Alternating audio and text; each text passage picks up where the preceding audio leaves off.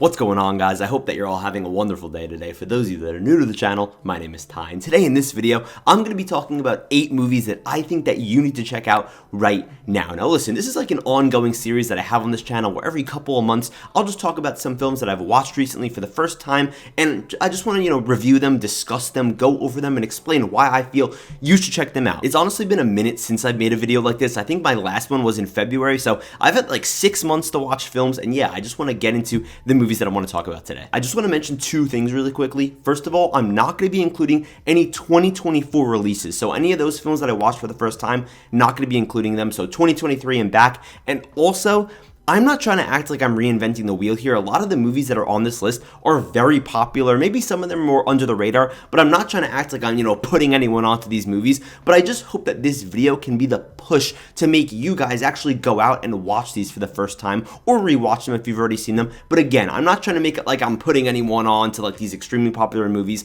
I'm aware that they're very popular, but regardless, I just want to talk about them because I had such a wonderful time watching them for the first time. Speaking of popular, I'm going to be kicking this list off with a very popular film. By the way, this list is not in any type of order. I just wanted to talk about these films because they've stuck in my mind and just, I don't know, made me think a lot. I feel like a lot of films, you watch them and they kind of just go through your head and then they just leave and you don't think about them. But these ones have definitely stuck in my head over the course of the past couple months, or in this case, the past couple of days, because I just watched one of the best movies I think that I have ever seen, that being Black Swan, starring Natalie Portman. Of course, she won her Oscar for this film, winning Best Actress, of course. I've got to say, I'm pretty taken back by how great this film was. I've been putting it off for a while. I don't know why I haven't seen it yet. Really enjoy Natalie Portman. My girlfriend wanted to watch it the other day, though. She's been like on my ass, basically, to watch this movie. And I'm like, okay, I guess we'll finally get around to watching it. Checked it out. And I just cannot believe how unbelievable this storytelling was. I really enjoy Whiplash. I think it's amazing, but I personally prefer this movie even more. It's almost crazy to say that, honestly, because they're both, going over similar topics. They're both in New York. They're both about, obsession with your passion and the arts, especially because one's with dance, one's with instruments. I loved the metaphorical aspect here a lot more in comparison to Whiplash, and I think that's kind of what pushed it over the edge. The whole story of the white swan and the black swan, I loved how, even though it can feel a bit on the nose, I just loved how they actually portrayed it in the film. It's phenomenal. If you have not seen Black Swan yet, go check it out. Again, I know, very popular film, but I just really loved it. I really enjoyed it, and I really wanted to talk about it on the channel. Next up, with a complete tonal shift, I'm going to be talking about a rom-com that I watched recently, that being Along Came Polly. This is starring Ben Stiller and Jennifer Aniston, and I've got to say, I had such a great time with this movie. I'm a pretty big rom-com person, I'd say, especially because, I don't mean to keep bringing this up, but I watch a lot with my girlfriend, so kind of just feels like she's always, wanting to throw this one on or this one on. This was the one that we decided to watch just a couple weeks back, and I've got to say, it's stuck with me. I'm a huge Ben Stiller fan. I don't really know why. I feel like just watching him during my childhood, then as I got older, watching his more serious roles, I really appreciated his work over the years,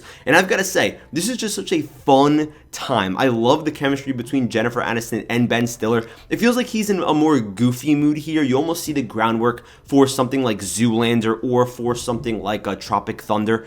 But regardless, he's just an absolute blast in this movie. The story, it kind of like bobs and weaves between, more serious moments and more lighthearted, funny moments. But either way, I just love the dance scene that's in here. It's just great. It's a, kind of uplifting type of story, and it's a blast. The vibes are just amazing in this film. Next up is actually going to be a sequel from a franchise that I just watched through fully for the first time this year, that being the Hunger Games franchise. And the movie that I want to talk about specifically here today is going to be Catching Fire, the second film in the franchise out of the 4. Also, there's the spin-off, which I actually haven't seen yet, but I watched those original 4 for the first time, and I've got to say, I really enjoyed them, but Catching Fire absolutely blew me away. Like, I get it. It's a young adult novel film. It's not going to be, the most spectacular film in the world, but this one feels like an outlier because, oh my god, the second they enter that arena, it feels like things get real. Everything gets elevated from the first film. I love the way that the aspect ratio, like that you're literally watching on the screen,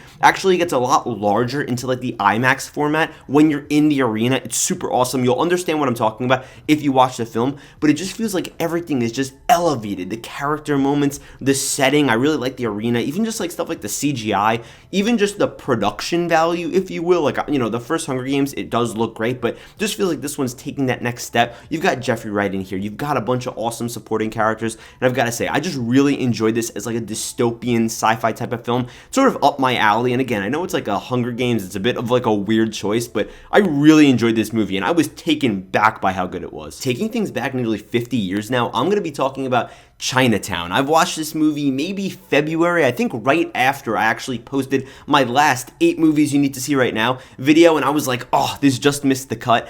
But now I finally get the chance to talk about it like 6 or 7 months later, and I've got to say, Jack Nicholson here is just so great. I just love these noir stories. It's definitely one of my favorite genres of film, and I've got to say, the story that's being told here in Los Angeles about corruption, I appreciate the idea, even though it's unsettling and it's deeply uncomfortable. Just the whole concept of sort of fighting this ghost about how when a system is corrupt, there's just no way to win. At the end of the day, you're never gonna win, no matter how much evidence you have or how much you think that you're like on the system's heels. You're always gonna lose because there's always gonna be people that are more powerful than you. And I've got to say, it just feels so nice to just watch a really good film from like nearly 50 years ago, because it just kind of, opens up your mind to, God, there's just so many great films that have been created in the past, 100 years of cinema that, I feel like sometimes I get too caught up in watching more modern stuff, but just to go back to a Chinatown feels really great palate cleanser. I want to try to maybe rewatch this one by the end of the year, but it was just so great, man. And I think that with another watch, this will enter like my top 100 favorite films, 50 favorite films, whatever you want to say. Just absolutely adored it. And the ending, ooh, so perfect. Now, like I mentioned earlier in this video, I don't want to just talk about movies that I loved, but also ones that just made me think. The next movie that I'm talking about, I rated on Letterboxd like a 3 out of 5. I thought it was like pretty okay, but the more that I've thought about it, the more that I've kind of liked it, that's going to be Demolition. This is a film starring Jake Gyllenhaal. It's basically the scenario where his girlfriend is killed and he just spirals out of control, and we just watch his life basically get ruined. The first 20 minutes I absolutely adored. The last 20 minutes I thought were phenomenal, but the rest of the movie in the middle is just very weird, and there's lots to comprehend and think about. But again, the more that I've thought about what goes on in this movie, especially because it left off on a really good note, and I feel like whenever a movie ends really well, I always tend to think about it in a better light. The more that I think about this film, the more I'm just like, maybe I need to rewatch that. Maybe I need to think about like the themes and what they were trying to say about this film, because I've got to say, it gets pretty deep and it gets pretty hectic and it gets sort of messy, but in a way it feels intentional, and I really do like that. So the more I think about this film, the more it ages better in my head, to say the least. And I've got to say, I highly recommend you checking this one out, because again, it's a thought-provoking film. Maybe you'll love it, maybe you'll hate it. I was even just in the middle, but still, I think it's worth checking out. Next up is going to be a film where I'm really just not reinventing the wheel here, but I finally got around to checking out this film, and I cannot believe how much I loved it. That's going to be the Best Picture winner, or at least we should say controversial Best Picture winner, Moonlight, because of course of the La La Land situation. Finally got around to watching this for the first time. I know there's a ton of popular movies I haven't seen, but what do you want me to tell you? Oh my God, this was arguably like a life-changing type of movie for me. I feel like just watching it, it made me just view life in a different lens, especially the way that it just talked about like the way that people struggle, the way that over the course of your life you change. I loved how there was these different phases. The color palettes were amazing. Barry Jenkins absolutely cooked with this film, and especially with the way that it looked. I know that's on the cinematographer, this and that, but still, I'm just saying. Unfortunately, Barry Jenkins' next film is going to be the Mufasa Lion King live-action remake. I mean, get your bag, but at the same time, I wish that we got to see something else from him. Need to check out more of his films. But getting back onto Moonlight here, oh my God, Mahershala Ali as the supporting actor in here. I love his small role that he plays in here, but it definitely pushes our main character forward, as he's kind of like a, I don't want to say father figure, but sort of is. We don't really get to see too much of it on screen, but obviously you still feel the weight of his character throughout the entire film, even though he isn't in it too much. And just as this film goes on, it just gets better and better and better. It hooks you from the start. It's like a tragic type of tale in a way, but it's sort of bittersweet, I would say. Now listen, I don't want to, go into a full analysis here, because it is a very deep movie. Lots of, themes flowing throughout that I could talk about, but just kind of wanted to give a quick overview, give my thoughts. This one honestly moved me. I could not believe how amazing this film was, and as much as I love La La Land, I understand why this won Best Picture over it. Like, don't get me wrong, but yeah, phenomenal movie. Next up's gonna be one of those thought-provoking movies again that I kind of want to recommend because I was sort of in the middle, but I could see people loving it and I could see people hating it. That's gonna be Fair Play. I'm pretty sure this movie's a Netflix original, which I know probably turns a lot of people off, but I've got to say, I think it's worth checking out. It stars Alden Ehrenreich. Is that how you say his last name? He played Han Solo. He was also in Oppenheimer. And I've got to say, I really enjoyed this film. I gave it like a 3 out of 5 on Letterboxd, but again, it's just kind of this weird movie that I could see myself revisiting and really loving. Sort of like this weird power struggle film and how that gets involved with a couple, especially when this boyfriend and this girlfriend both work at the same like law firm or finance firm. I don't really know, all the details of the job. And they're sort of competing for the same position. It makes things super awkward, super tense, and things kind of just spiral out of control very quickly. It's great. It almost reminds me of Demolition too, because it's kind of like, how quickly can someone ruin their life? I just found that very intriguing. I'd recommend checking it out. And finally, the last film on this list is gonna be a bit of like a weirder one. I'm sure that you've probably heard of it. It's gonna be Crank. I finally got to check this movie out. It's like one of Jason Statham's first films.